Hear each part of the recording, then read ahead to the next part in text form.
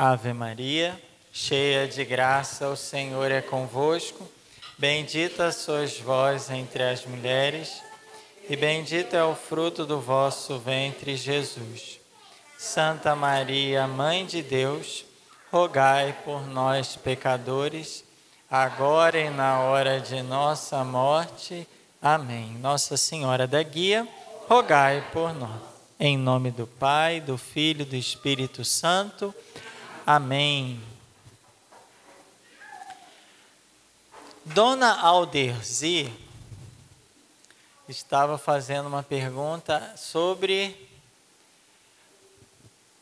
A gente estava falando assim, nossa oração é pelos mortos, né? Mortos entende-se os que estão no purgatório, né? Porque a nossa decisão, a nossa opção livre vai até o momento da morte. Depois da morte não tem arrependimento. Então, ninguém reza pelas almas que estão no inferno, nem pelas almas que estão no céu, né? A gente até pede intercessão dele. Nós rezamos pelas almas que estão no purgatório, se purificando através daquele episódio lá de Macabeus, segundo Macabeus 12, 46. E o purgatório é a antessala do céu. Quem entra no purgatório já sabe, já faz assim, ufa, vou para o céu. Mas vai ter um ufa lá dentro ainda. Isso. A gente vai, isso, tem a igreja triunfante, né? A igreja que está no céu. É a igreja que está no céu, né? É a igreja militante, que é a nossa, né? Que a gente está em peregrinação ainda, a grande peregrinação que é a vida. E tem a igreja padecente ou que está se purificando para entrar no céu. Mas o purgatório ele vai acabar, né? Vocês sabem que, na verdade, o estado é só céu ou inferno. Hoje estamos junto de Deus ou estamos longe de Deus. O purgatório o dia que todos se purificarem e ir para o céu vai acabar, né? Porque o dia que, por exemplo, ocorrer o fim do mundo e todos se purificarem, né, tiverem preparado, vai ter só céu e inferno. Não existe vida eterna ou morte eterna. Não existe suplício eterno, vamos dizer assim, né? Sofrimento eterno, que é o purgatório, não...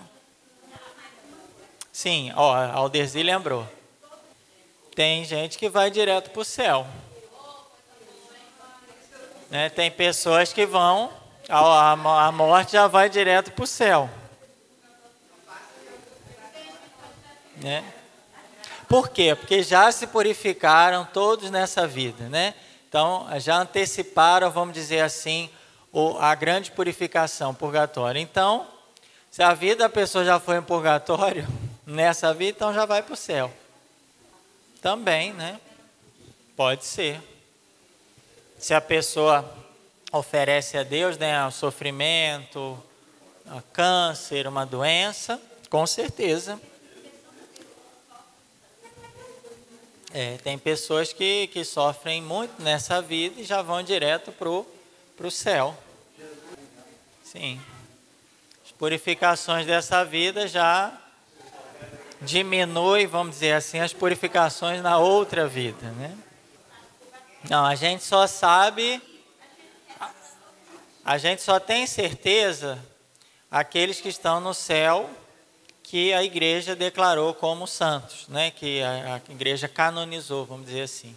Então, esses, a gente tem certeza que estão no céu. Não é que foram diretos, mas a partir do momento que a igreja declara que eles são santos, que eles foram canonizados, certeza absoluta que eles estão no céu. Né? Irmã Santa Dulce dos pobres, está no céu. Vamos supor que ela não estivesse, que é muito...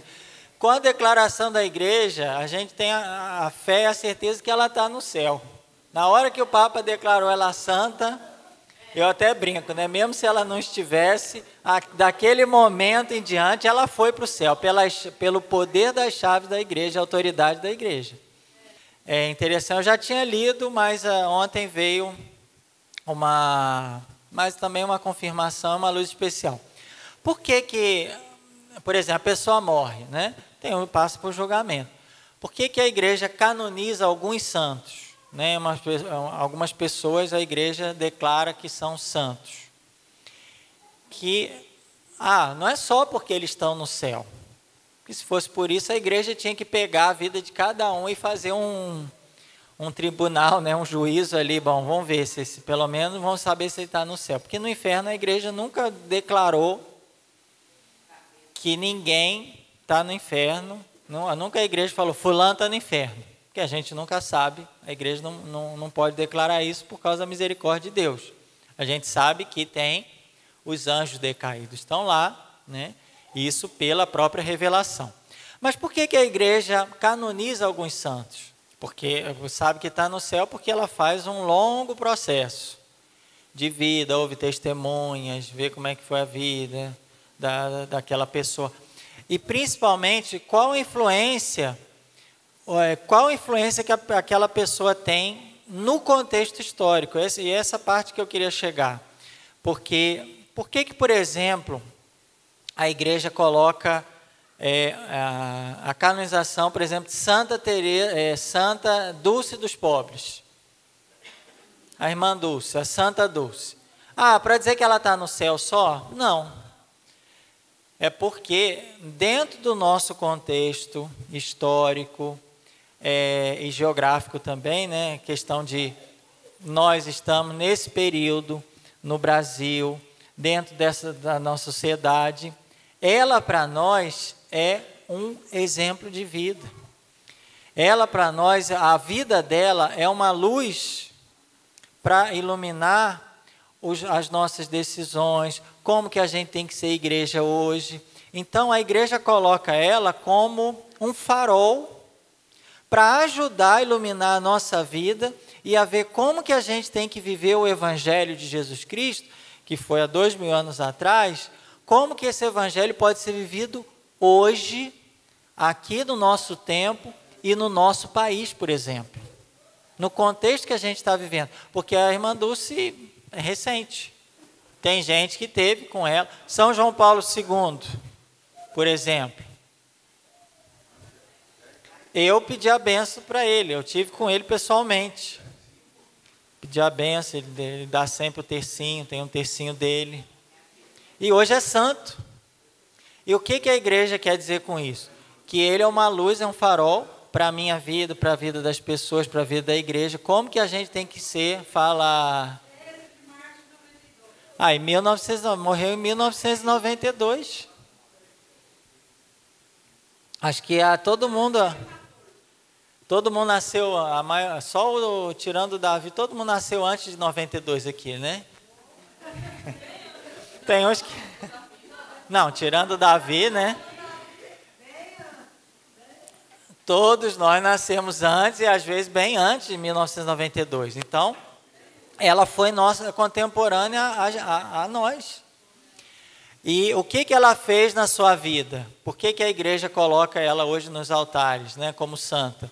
Porque para ela servir de exemplo e farol para a nossa vida. Porque a vida dela vem ajudar a gente a entender como que a gente vai viver o evangelho hoje. E como que ela vê o evangelho? Aí vamos ver a história dela, né? Ajudando o próximo, né? Ajudando os pobres, né? Tendo muito amor a Jesus, na Eucaristia, enfim. O que a vida dela ajuda, ilumina a minha vida? De peregrino. Então, por isso que ela está lá. Porque não só para dizer ela está no céu e pronto. Para a gente pedir a intercessão dela, mas para a gente, olhando a vida dela, ver o que a mensagem de Cristo tem a nos dizer hoje. Dentro do Brasil, no nosso contexto, de brasileiros que vivem nesse tempo, né, de internet, de redes sociais, de globalização, né, de cultura urbana, como está se falando no último documento da CNBB, né? cultura é meio curta, né? Mas a cultura urbana, com o individualismo, o egocentrismo, né? Com todo o que ela traz, né? Pessoas voltadas só para si mesma, né? A internet, os jogos que vão atraindo e seduzindo os jovens que estão morrendo na frente das telas de computador, né? A gente tem visto casos aí, né? De pessoas que estão morrendo na frente do computador, se suicidando. Então, nesse contexto, como que a Santa Dulce pode iluminar e nos ajudar a viver o Evangelho hoje, né? Então, os santos estão aí para isso. Por isso que eles são interessantes dentro do contexto histórico deles. Lógico, eles ultrapassam isso. São Francisco de Assis, por exemplo, lá do século XIII, como chegou até nós, né? Mas eles iluminam muito o pessoal, as pessoas que estão dentro do seu contexto histórico, né? Eles não estão lá à toa. Eles são importantíssimos e estão lá para falar alguma coisa para a gente. Porque a gente, Jesus é lá, eu sei como São Pedro, mas São Pedro tem 2000 anos. Sim, mas a Dulce morreu em 92 e ela é santa. E aí? Então é possível ser santo hoje. Como? Vamos olhar os santos e ver o que eles falam para a gente. O exemplo deles, né? Esse menininho, só que a gente já passou um outro menininho, que é esse menininho aqui. Gente, alguma pergunta? Era para ter menininho mais cedo, mas eu vou deixar para mais tarde, porque se não tem, vamos trabalhar então. Deus é realmente imutável? O que é imutável? Não muda.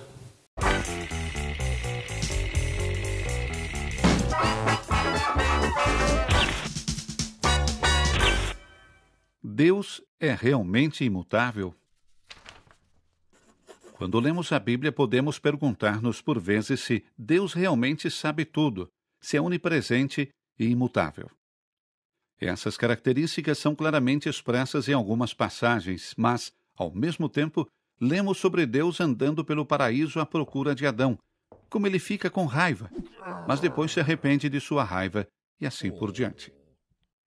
Como conciliar essas aparentes contradições? Tudo bem, a Bíblia geralmente usa uma linguagem cheia de imagens, simples e potente. Afinal, isso torna muito mais fácil comunicar uma verdade e memorizá-la do que um trato filosófico e abstrato sobre algum atributo de Deus. Isso, porém, significa que as coisas são frequentemente descritas mais do jeito de como elas aparecem para nós do que como elas realmente estão em Deus. O que isso significa? Vamos analisar a seguinte característica. Certas passagens descrevem Deus como vingativo em um momento, em outro como misericordioso. E isso é dito mesmo que ele seja eterno e imutável. Bem, a mudança que vemos aqui não é realmente tanto em Deus, mas em nós e na maneira como nos relacionamos com ele. Um exemplo pode tornar isso mais claro. A gravidade mantém essa estátua no pedestal. Se a estátua muda sua posição e cai, é a própria força da gravidade a responsável pela queda da estátua em 1000 pedaços. A gravidade, obviamente, continua a mesma, mas o efeito que ela exerce sobre a estátua é muito diferente. Vemos algo semelhante a respeito da alma humana. Deus não muda, mas a relação do homem para com Deus pode mudar, com todas as suas várias consequências, e como experimentamos a Deus em nossas vidas. Então, a Bíblia frequentemente descreve Deus em termos de experiências humanas e imagens poderosas. Se entendermos essas imagens corretamente, então elas realmente nos levarão mais perto de um entendimento de Deus, embora ele, naturalmente, sempre ultrapassará qualquer imagem verbal.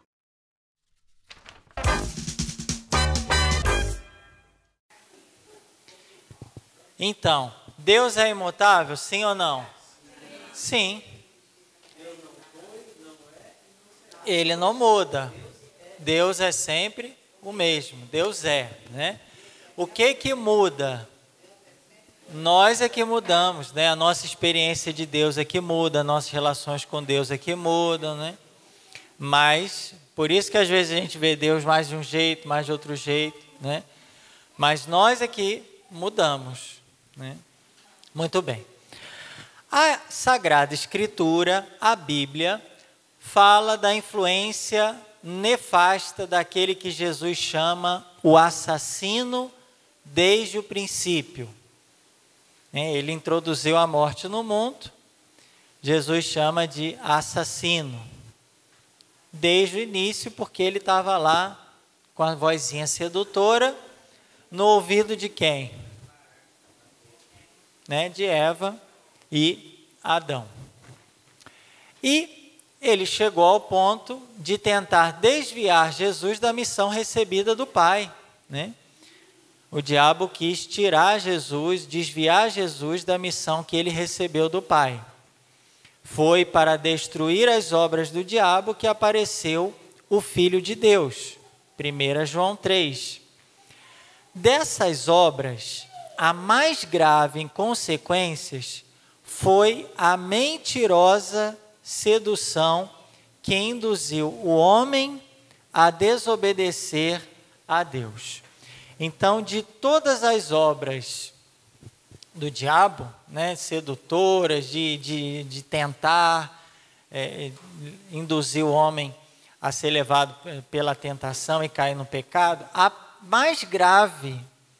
obra mais grave que o demônio fez foi a mentirosa sedução. É uma sedução, mas ela é mentirosa. Mas não porque... ele usou de sedução para mentir, induzindo o homem a desobedecer a Deus. Vamos ver por que ela é mais grave de todas. O poder de Satanás é infinito? Ele pode tudo? Não. Não é infinito. Satanás é só uma simples criatura. É poderoso, uma criatura poderosa porque ele é puro espírito, Ele foi criado como um espírito puro, ele tem corpo. Satanás tem corpo? Não, se ele é espírito, ele não tem nada de material, Ele não tem carne, não tem corpo. Só estou confirmando para ver se vocês estão juntos. Temos que caminhar junto. Que às vezes a gente lê e acha que... Mas, de qualquer modo, ele é criatura. Ele é forte, ele é poderoso, porque ele é por espírito, mas ele não é todo poderoso. Ele tem um poder limitado, porque ele é criatura. E ele não pode impedir a edificação do reino de Deus. Impotente para impedir a edificação do reino de Deus. Ou seja, o poder dele é limitado. O reino de Deus, que é o projeto de Deus, que é o plano de Deus, ele tem os seus... a ação do demônio tem um limite ali. Ele não pode fazer assim tudo também. Ele é muito poderoso. Ele é um ser espiritual, um espírito puro. Mas ele não pode impedir que o reino de Deus cresça e que seja edificado. O plano de Deus vai acontecer. De um jeito, mesmo ele tentando atrapalhar, mas o reino de Deus, ele não pode impedir. Pela própria natureza dele. Os anjos são seres puros, espíritos puros, são seres espirituais, e eles, pela natureza deles, já têm esse poder. O homem não tem um poder, A gente fala, nossa, que homem poderoso, Que mulher poderosa, Não é a Mulher Maravilha da Marvel, mas são pessoas que, e agora fala-se muito de empoderamento, É um tal de todo mundo se empoderar e ter poder, mas na hora do vamos ver mesmo, a mulher é mulher e o homem é homem, tem um poder sim, de amar, de fazer as coisas, de criar, de criar no sentido de transformar as coisas, melhorar o mundo, tem muito poder, mas é um poder também limitado. Agora, os anjos são mais poderosos que os homens. O poder deles é maior do que os homens, pela natureza deles, pela própria natureza deles. Não é porque Deus colocou um poder a mais, mas por eles serem puros espíritos, a natureza deles serem assim, eles são bem mais poderosos que os homens. Os homens têm um poder, né? Mas é um poder limitado ainda. Por exemplo, se comparar com outras criaturas, né, da natureza, por exemplo, quem tem mais poder? O homem. O homem foi dado o poder de cuidar, de aperfeiçoar toda a obra da criação. Então, se comparar o homem com todos os animais, o homem tem mais poder. Agora, se comparar o homem com os anjos, aí os anjos têm mais poder. É isso que está falando aí. Tá? Eu sou muito poderoso, tenho poder sobre toda a obra da criação. Sim, mas seu poder é limitado. Tem seres, foram criados por Deus, que têm mais poder que vocês. Quem são? Os anjos. Mas mesmo assim, o poder deles é limitado, porque eles são criaturas. E Deus quer que o reino dele aconteça. Então, Deus vai dar também limites ao poder dos anjos. Como a gente tem um poder limitado, como os animais e as outras criaturas têm seus poderes limitados também. Então, embora Satanás exerça no mundo a sua ação, por ódio contra Deus e o seu reinado em Jesus Cristo, e embora a sua ação cause graves prejuízos de natureza espiritual e indiretamente também de natureza física, deixa eu ler o resto, depois a gente pode voltar. A cada homem e à sociedade, essa ação é o quê? Olha a palavrinha importante aqui, ó. Permitida pela divina providência, que com força e suavidade dirige a história do homem e do mundo. A permissão divina da atividade diabólica é um grande mistério, mas nós sabemos que tudo concorre para o bem daqueles que amam a Deus. Né? Então, essa ação... por que Deus então não corta a ação e não deixa que nada aconteça? Essa pergunta que o catecismo está fazendo. Por que Deus, o demônio é criatura, não está querendo emperrar o trabalho, atrapalhar o crescimento do reino de Deus, da santidade na vida das pessoas? Se ele não está atrapalhando, por que Deus já não dá um basta nisso? Deus pode dar um basta? Pode. Por que ele não dá?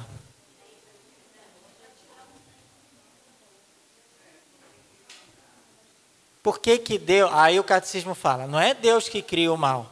Deus permite que a ação diabólica aconteça. Deus permite algumas vezes. Faz parte da providência divina que criou todas as coisas boas e que permite que esse mal aconteça. Mas essa permissão, por que Deus permite? Tudo bem, Deus tira do mal um bem maior. Mas por quê? Deus não podia tirar... Precisa ter o mal para Deus ficar tirando o bem? Não podia ter só bem? Por quê? O catecismo fala que é um grande mistério. Esse aqui é para o caderninho da Carmeci. Porque é mistério. Por que Deus permite? Ele não podia dar um basta, não podia, né? Não, deixa, vamos crescer, né? Não permitir? Podia. Por que não faz? Mistério. E dentro desse mistério está o fato de Deus poder tirar do mal um bem. Tudo concorre para o bem. Até as coisas ruins, mais que acontecem, Deus tira desse mal um bem maior. Que é um grande mistério também. Mas por que Deus já não podia? Por que Deus deixa acontecer o mal para tirar o bem? E já não vai direto no bem? Tem que ter o mal na história? Aí a gente está pisando no campo do mistério de Deus. Que é a história de Jó e a história de todos nós, né? os Jóis de hoje, é a história dos santos, é a história da igreja. Por quê?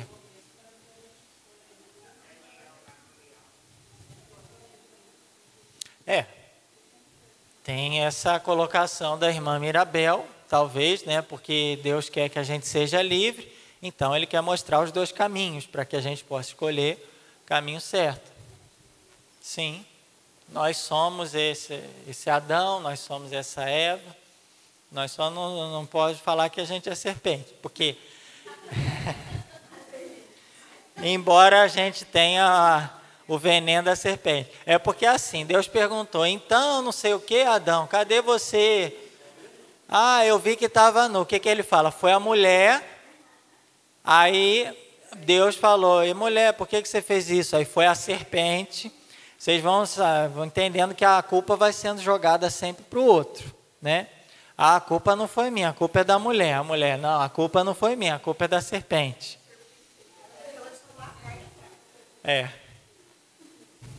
Aí a serpente já, não, porque a carne é fraca, porque eu estava com problema psicológico, estou tomando remédio. Aí vem aquelas desculpas, né, que a gente dá, desculpa, ou seja, tira a culpa.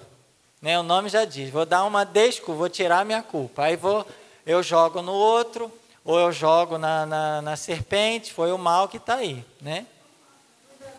É fácil a gente jogar a culpa no outro ou em outra coisa, né? Às vezes não é no outro. A culpa é em alguma coisa. Ah, problema psicológico, a sociedade que está assim, o sistema. Fala, seu Genival. O Genival chega a estar vermelho. Pois é, o Juscelino que está comparando o Genival com o Juscelino. Mas aqui a gente vai aprofundar essa questão do pecado original agora. Vamos entrar no pecado agora? Original, gente. Não tem a ver com a gente. Deus criou o homem à sua imagem e constituiu na sua amizade. Tá? Deus criou o homem muito bom. Estava amigo de Deus, o homem? Estava. Amigo de Deus, imagem de Deus, tudo bem. Criatura espiritual, o homem só pode viver essa amizade na livre submissão a Deus. Olha a palavra aí de novo, submissão, que deve ser bem entendido. Não sei se o catecismo está trazendo o que aí? Número 396.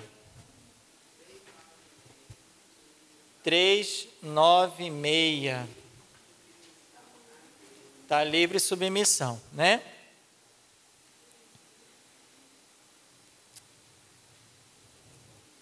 Livre submissão a Deus, né?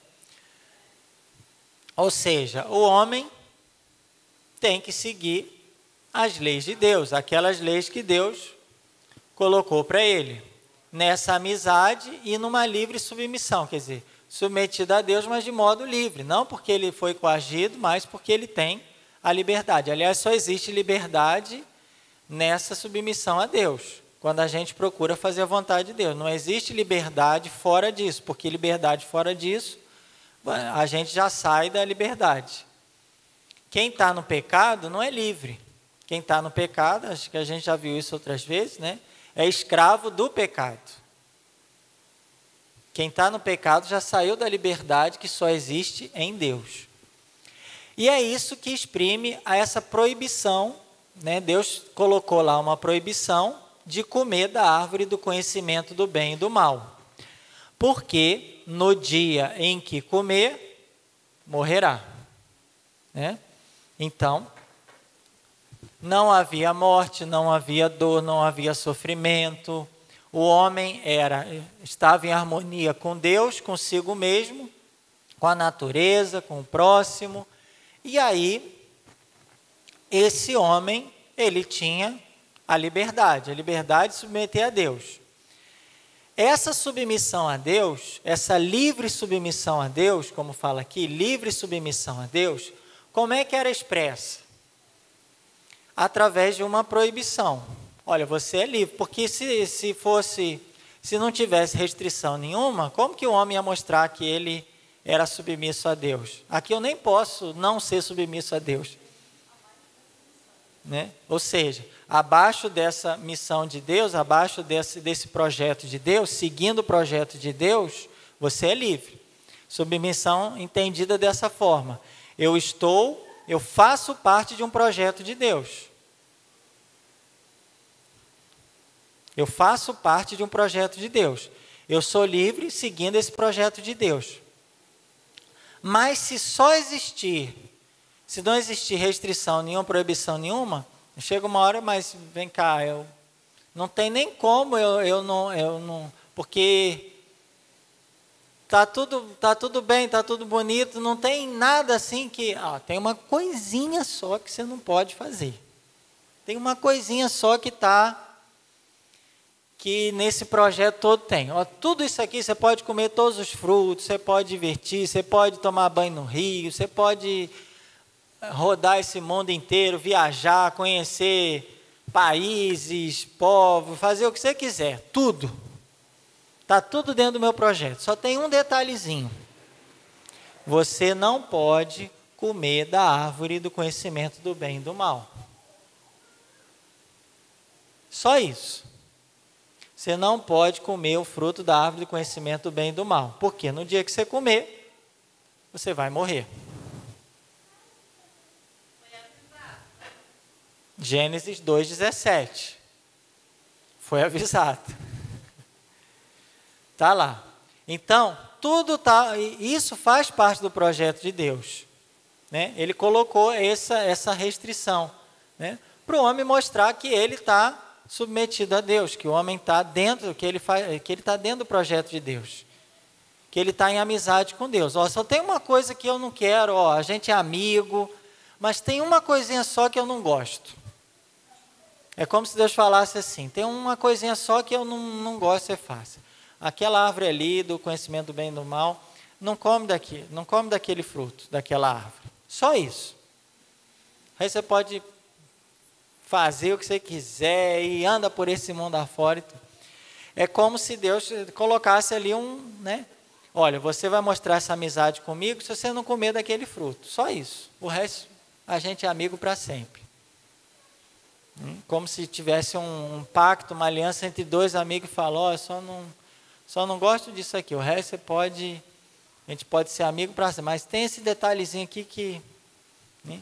Comer desse fruto dessa árvore, porque aí você vai quebrar essa amizade e aí você vai perder essa amizade, você vai morrer. Tá 2,17, tá? Então, essa amizade, qual que era a modalidade dela? Uma livre submissão a Deus. E essa submissão expressa pela proibição do homem de comer da árvore do conhecimento do bem e do mal. Só isso. Tem que ter alguma coisa que, olha, tem uma coisa que eu não gosto. Né? Eu gosto de tudo, mas se você fizer isso comigo, eu vou ficar muito chateado. Não tem? Mas coisa que não. Tem hora que ofende, que eu fico chateado. Não fale isso não. Você pode fazer o que você quiser. Mas isso não. Essa árvore, vamos entender melhor o que essa árvore significa. Né? A árvore de conhecer o bem e o mal, que está lá em Gênesis 2,17, ela é um símbolo, tá? Ela evoca o quê? O limite intransponível que o homem, como criatura, deve reconhecer e respeitar. A gente não falou que o Criador, ele é onipotente, ele é todo poderoso, mas a criatura, chega uma hora que o poder dela é limitado, chega uma hora que a criatura tem o seu limite. Toda criatura tem um limite. E esse é um limite que Deus colocou também para o homem. O limite que você, daqui você não pode passar, né? Porque isso aí já me ofende, isso aí já quebra a nossa amizade. É um limite. Todo mundo tem um limite, né? Vários limites, né? E tem limites que você não pode passar. Porque você passou daquele limite, você já está fora do projeto de Deus, do plano de Deus, fora do limite. Então, o projeto de Deus é esse aqui. Olha, tudo isso aqui é seu, você pode fazer o que. Mas tem um detalhezinho aqui, tem uma coisinha aqui que sai fora do meu plano. é um limite que você não pode transpor, não pode passar, né? Por quê? O homem está sujeito às leis da criação e às normas morais que regulam o exercício da liberdade. Você é livre se você fizer dessa forma, exercer a sua liberdade dessa forma, porque se você abusar, se você transpor esse limite, você já não é mais livre. Tá? Esse limite é o quê? São as leis da criação. São as normas morais que regulam o exercício da liberdade. Olha, a gente é livre até esse ponto aqui. A partir dali, a gente não é mais livre. Não tem aquela história do... Eu tenho direito, meu direito chega até onde começa o direito do outro. Né? Ou seja, eu tenho limite. Eu não posso usar do outro, fazer do outro, por exemplo, objeto, porque o outro tem também seus direitos e tem seus deveres. Ou seja, nós temos o quê? Limites que nós podemos transitar e tem limites que a gente não pode ultrapassar. Nessa linha aqui, ó, nesse espaço aqui, você é livre. Posso pular, posso tudo. Agora, eu não posso transpor esse limite. Tem limites que a gente não pode transpor. O que seriam esses limites? Aqui está explicando o catecismo. São as leis da criação, as normas morais, né? As leis que regem uma boa convivência entre nós e as normas morais. Por exemplo, eu posso falar tudo que eu quiser para você, mas eu não posso mentir. Porque se eu mentir, eu vou estar abusando da liberdade, vou estar transpondo o limite. Eu posso falar tudo que eu quiser para você, tudo. Mas se eu mentir, eu vou estar abusando da liberdade, vou estar transpondo esse limite.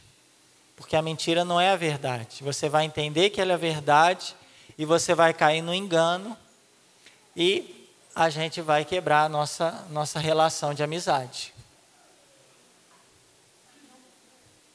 Uma delas é que eles tinham, porque a morte entrou por consequência do pecado, e um dom préternatural que eles tinham era não morrer. Vocês estão entendendo, gente? Se alguém perguntar para vocês, o que significa a árvore de conhecimento do bem e do mal? O que vocês vão responder? É o limite, né, que Deus colocou para a gente, os limites das normas, das leis.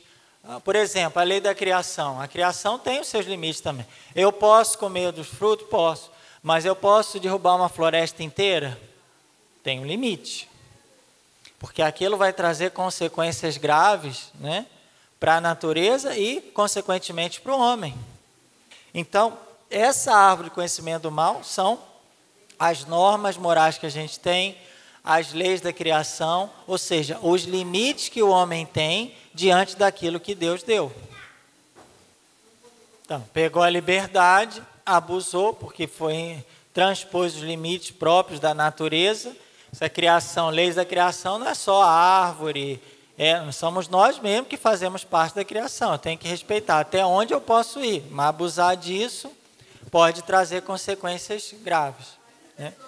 É lógico que esse limite aqui é com relação ao projeto de Deus e à vida de pecado. Eu estou aqui, né, eu estou vivendo nesse espaço aqui, né, onde Deus me deu para ser livre, para atuar, para cuidar das pessoas que estão à minha volta. Agora, tudo tem um limite. Eu não posso abusar dessa liberdade e passar esse limite, ou seja, transgredir uma das normas que Deus me deu para poder viver bem com o próximo, comigo mesmo, com a natureza, né? Então, por exemplo, a mentira, né, é uma norma moral. Se eu falar a verdade, eu estou dentro desse limite, né? Falar a verdade. Nós temos que ter pessoas que falam a verdade, que testemunham a verdade. Eu falar a mentira, eu estou transpondo esse limite. Então, estou falando uma mentira, a mentira está fora de uma norma que vai me ajudar a ser livre, eu já não sou mais livre, porque agora virei escravo do pecado, escravo da mentira. Estou amarrado agora, estou amarrado. Né? Estou amarrado, não tem jeito. Né? Eu estou no meu limite aqui, cuidar da vida do próximo. Né? Eu tenho que estar a serviço da vida. Né? Aborto, matei, né, uma pessoa, a pessoa que mata outra, tá transpondo o limite da liberdade, tá abusando da liberdade. Agora eu me coloco no lugar de Deus, eu digo quando a gente tem que viver e quando a pessoa tem que morrer. Então, eu estou transpondo o limite que Deus colocou para mim viver a liberdade. Estou abusando da liberdade, fazendo algo que vai me colocar em situação de pecado. É isso que está falando aqui. Então, essa árvore é esse limite que Deus colocou para a gente ser livre e respeitar a Deus e as criaturas. E esse limite seriam as normas e as leis que existem para ajudar a colocar a gente dentro do projeto de Deus, do plano de Deus. Transpor isso é mentir, matar, a inveja, né, que tem até 2 mandamentos sobre inveja, né, um em relação à inveja de uma pessoa que não é sua, que você deseja, e outra com a inveja das coisas que não são suas e que você deseja. Tem até 2 mandamentos relacionados à inveja. Tanto que a gente inveja, queria tanto, né, aquele queria tanto isso, queria tanto não sei o que, né? A gente, então, essa inveja, né? Esse desejar é transpor um limite, porque não é seu. Aquela pessoa não é sua, aqueles bens não são seus, né? Então, a inveja você está entrando no direito do próximo, de ter bens e de ter uma pessoa para si. Então, é aquilo que a gente está falando, né? Respeitar o meu direito termina quando começa o do outro.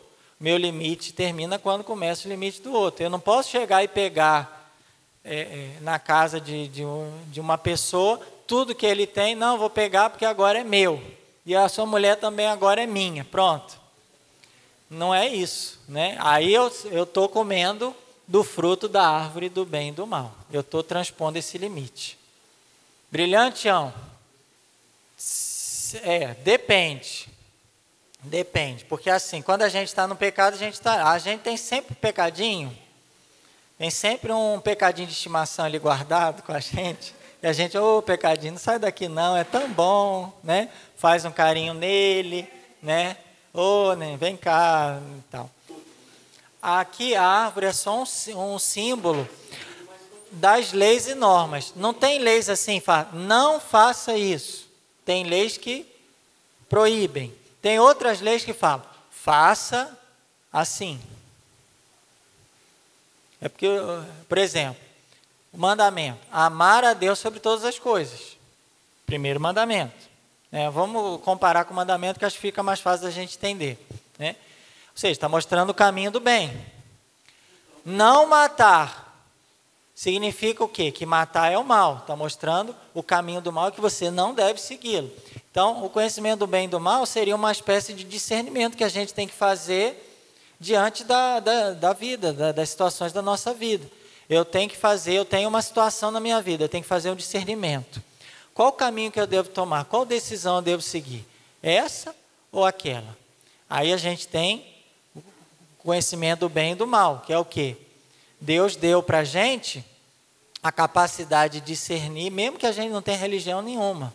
Todo ser humano tem uma coisa chamada consciência, que é o sacrário onde Deus e o Espírito Santo falam, mesmo a pessoa não tendo religião nenhuma, mas tem uma vozinha lá dizendo, olha, o bem é esse aqui, o mal é esse aqui. Às vezes está muito escondido lá, porque a sociedade, a cultura vai, né, massificando tanto e colocando tanta coisa ruim, mas tem lá, toda pessoa tem, todo ser humano tem uma vozinha boa lá que fala, esse é o caminho do bem, esse é o caminho do mal. Então, esse é o discernimento.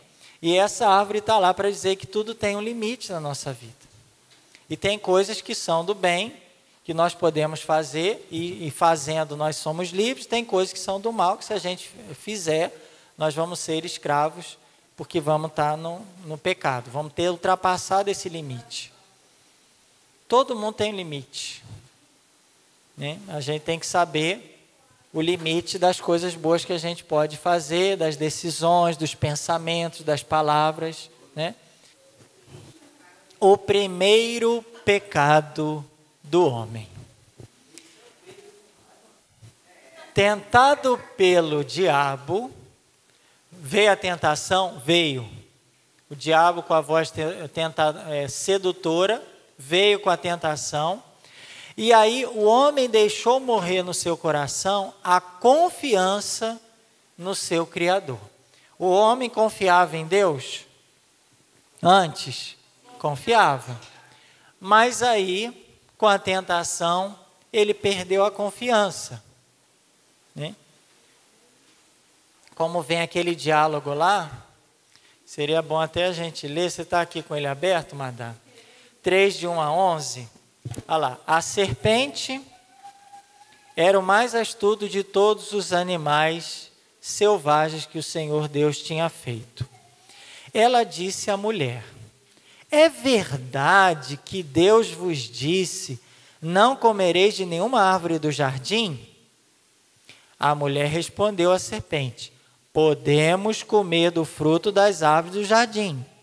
Mas do fruto da árvore que está no meio do jardim, Deus disse: dele não comereis, nele não tocareis, senão morrereis. Morrereis.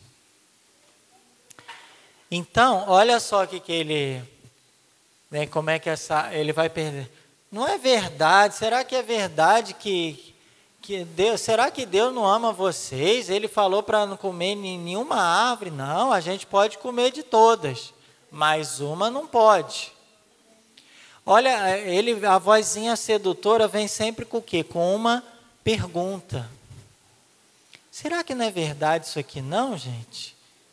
Sempre com uma pergunta induzindo uma resposta. Mas é uma pergunta que ali já tem uma armadilha, tem uma mentira. Porque é verdade essa pergunta que ela fez? Que pergunta que a serpente faz? Não comerás de nenhuma árvore do jardim? É verdade isso, que eles não podiam comer de nenhuma árvore do jardim? É uma mentira. Ele já começa jogando uma fake news, uma mentira, uma fake news em forma de pergunta, né? É uma fake news em forma de pergunta. Será que o padre fulano não sei o quê? Mas já joga uma mentirinha lá em forma de pergunta. Será que Dom não sei o quê, não sei o quê? Será que o Papa não sei o quê? Joga uma fake news em forma de pergunta para induzir uma resposta. E aí, com a resposta, ela fala: não é bem assim. Mas a serpente sabia que não era. Só que aí a serpente depois fala, o versículo 4: de modo algum morrereis, pelo contrário, Deus sabe que no dia em que dele comerdes, vossos olhos se abrirão e sereis como Deus, conhecedores do bem e do mal. Então, aqui ele já coloca uma mentira, já começa mentindo, fala: não, vocês não vão morrer. É verdade ou mentira? Aqui. Vocês não vão morrer. É verdade ou mentira? É mentira, porque eles, a partir do momento que eles pecam, eles vão morrer. Eles estavam de boa. Mas aí ela joga uma mentira. Depois, vocês não vão morrer. Porque quando vocês conhecerem, comerem da árvore, vocês serão como Deus. Verdade ou mentira? Mentira. Eles vão ser igual a Deus? Ser igual a Deus, ser como Deus é inveja. E no final ela joga que vocês vão conhecer o bem e o mal. Na verdade, eles já conhecem o que é o bem e o mal. Eles já sabem o que eles podem fazer, o que eles não podem. Mas comendo do fruto, eles vão fazer o quê? Vão transpor o limite que eles não podem. Porque eles já sabem que ali eles não podem chegar. Eles já sabem disso.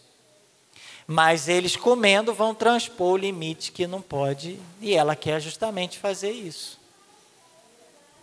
Que é né? Assim como ela pecou, quer que todos pequem também, a serpente. Mas ela vem com mentira, joga uma inveja, joga um fake news em forma de pergunta. Porque o fake news em forma de pergunta, gente, ele faz cair o quê? A confiança. Você está ali seguro de alguma coisa, seguro na sua fé, seguro, aí daqui a pouco vem. Mas será que essa igreja aqui é realmente a verdadeira? Porque olha o que está acontecendo. Tal. Então ele joga uma mentira em forma de pergunta para quebrar a sua confiança. E acabando a confiança, gente, o resto vem fácil. Porque quando a gente está confiante, pode falar o que quiser que a gente segue. Agora, quando a gente perde a confiança, aí a gente vai ficar sempre naquela dúvida. Será? E a dúvida, muitas vezes, leva a gente a pecar.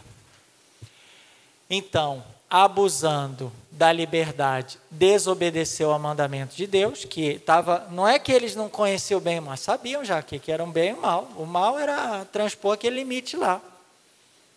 O negócio agora é que eles desobedeceram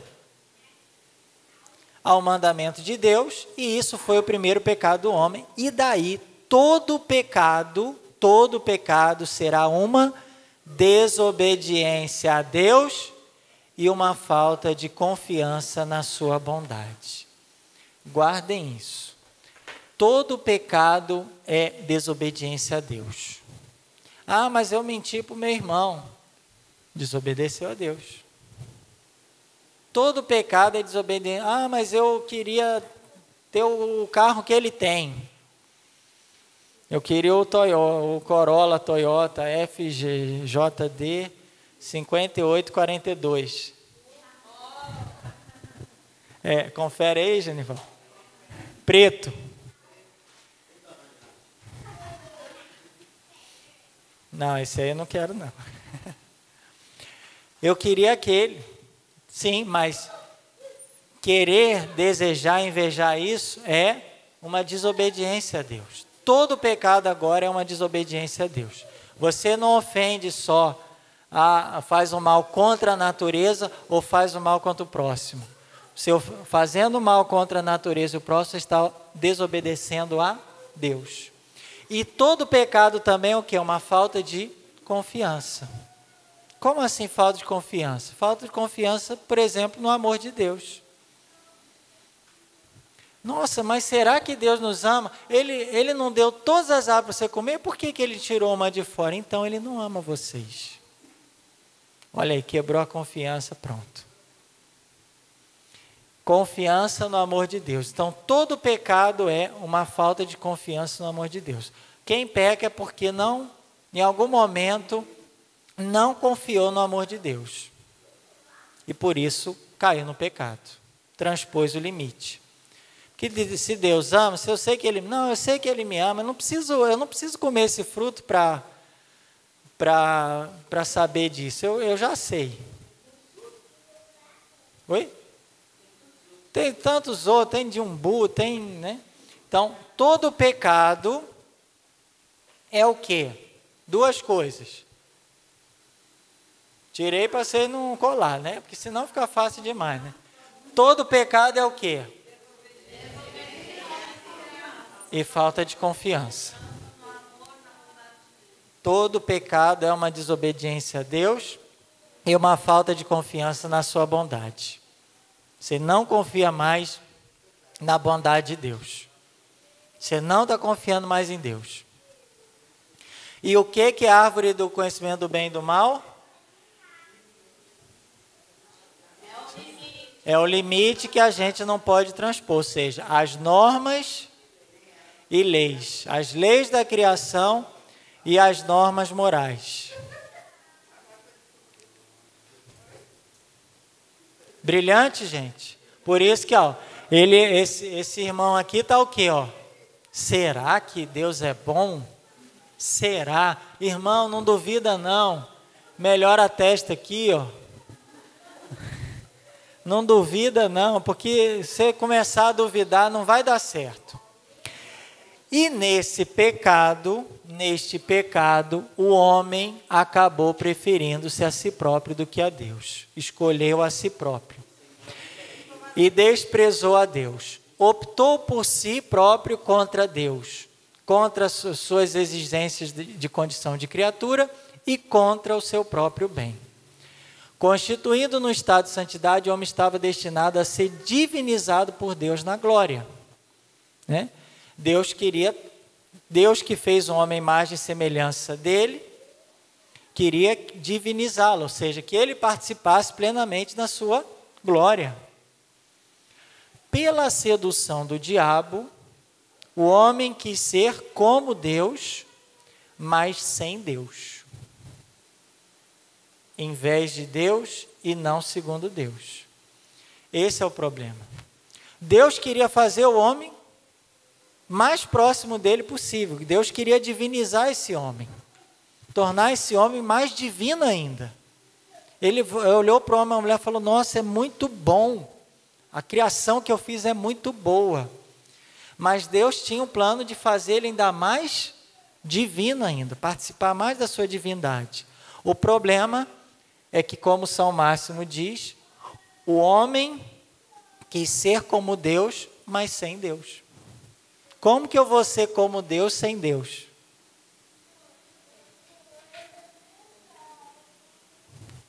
E aí o homem encontra o quê? Essa imagem que está lá em Genebra, na Suíça, Melancolia é o nome dela, né?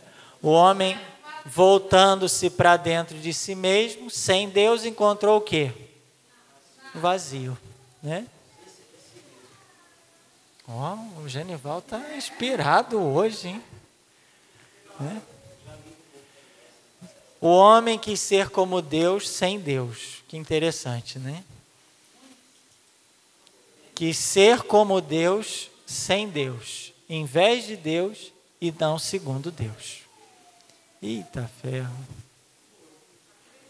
Não dá nem tempo de menininha agora. Já vai dar, vixe Maria, já vai dar meio-dia, gente. Bom, deixa eu ver aqui, tá. Vamos fazer mais um para a gente dar um intervalo. Já a hora voou. Uai, o trem, já olhei aqui, o negócio é meio-dia. Bom, a Escritura, a Sagrada Escritura fala da consequência dessa primeira desobediência. Qual que é a consequência? Adão e Eva perdem imediatamente a graça da santidade original. Então, aquela santidade original, Deus queria fazê-los ainda mais divinizados, mas eles já eram santos originalmente, já viviam no estado de harmonia plena. Essa santidade, ela se perdeu. E agora, gente, qual a primeira consequência disso? O que eles têm lá? Eles têm medo. Medo de Deus. Gênesis 3, 9 e 10, né? Olha, Adão, estava te procurando no jardim para a gente conversar um pouco. Ah, Senhor, eu me escondi porque eu tive medo. Então você, né, imagina um amigo ter medo do outro, você está com medo de mim, mas não vou fazer nada de mal. Não, perdi a confiança. Perdi a confiança. Eu acho que você não é bom como você, né? O pecado fez isso comigo.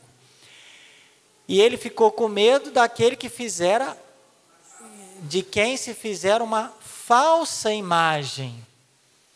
Porque ele ficou com medo não de Deus, mas da falsa imagem de Deus que ele construiu com a sedução.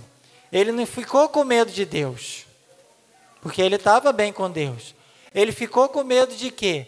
De uma falsa imagem que ele construiu de Deus. Dessa falsa imagem que ele fez de Deus. A de um Deus o quê? Ciumento das suas prerrogativas, dos seus privilégios, dos seus direitos, né?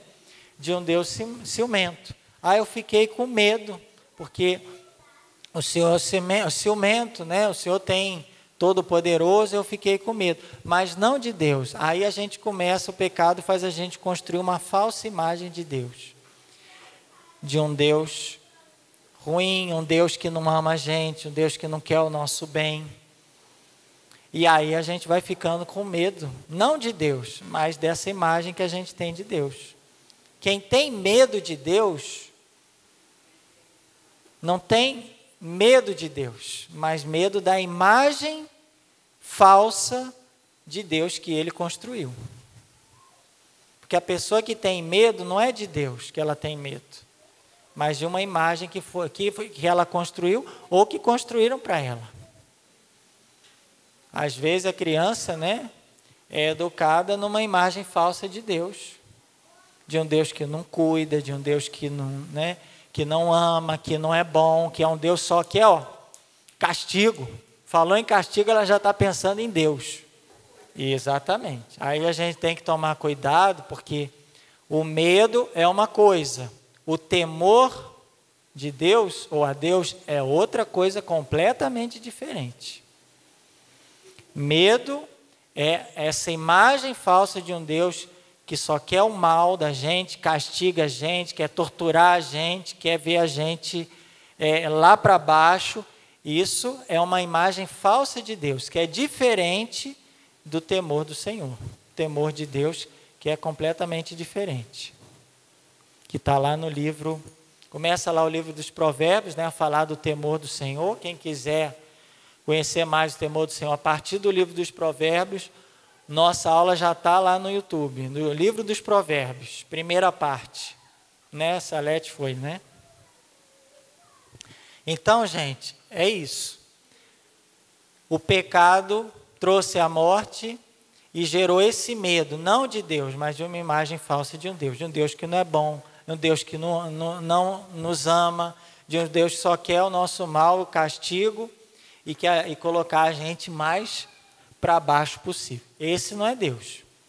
E tem muita gente que tem medo de, estou com medo de Deus.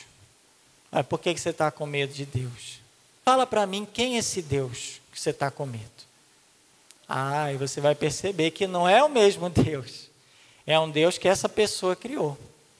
Não, porque ele castiga, ele ciumento, né? Ele é ciumento, se eu fizer alguma coisinha, ele já vem e dá um castigo do céu para mim. Não, então esse não é o mesmo Deus que a gente está falando.